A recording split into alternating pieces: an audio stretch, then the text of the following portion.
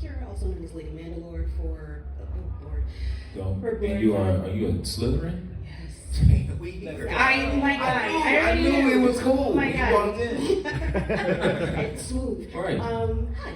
So, I am in awe of the level of work that you have done already.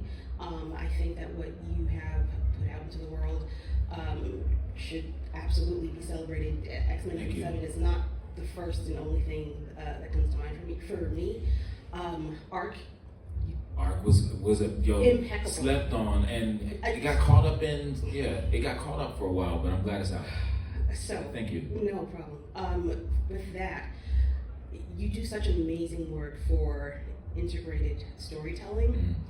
What would you like to do that centers, or do you have an idea of something that centers on the Black community itself, and that's for the diaspora, that's Caribbean culture, that's Black Sure. American, African, is there anything? Well, I like to,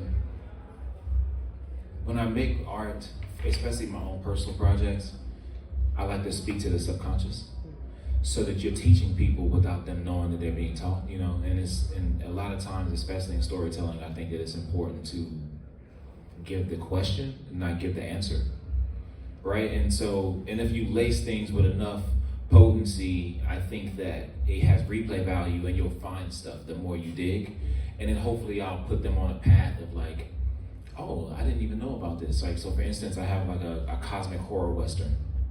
It's called Die Laughing. Right, and I've been working on it on the side for about a year or so. I've been working on a pilot, which is, I'm one person, so I'm making this 27-minute animatic. But essentially, it's about like a character that ends up, he's 2,500 years old, but he's from Ethiopia around the time of like the Aksum Empire, right?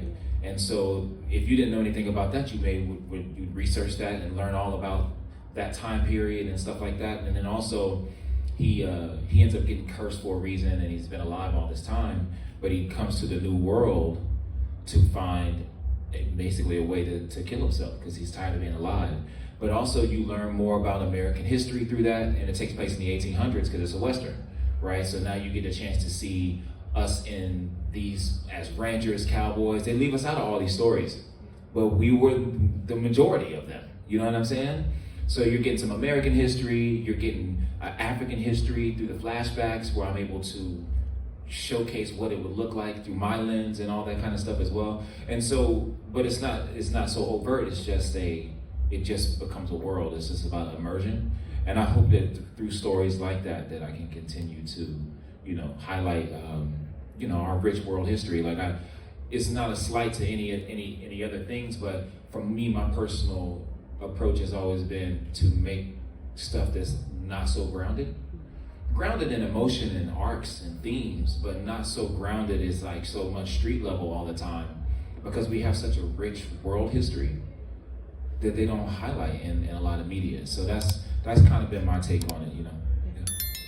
I'm looking forward to it. Thank you, I appreciate that. I got some sci-fi ones too, but I'm not gonna sit up here and wax poetic mad long about my own stuff. That's what we're here for.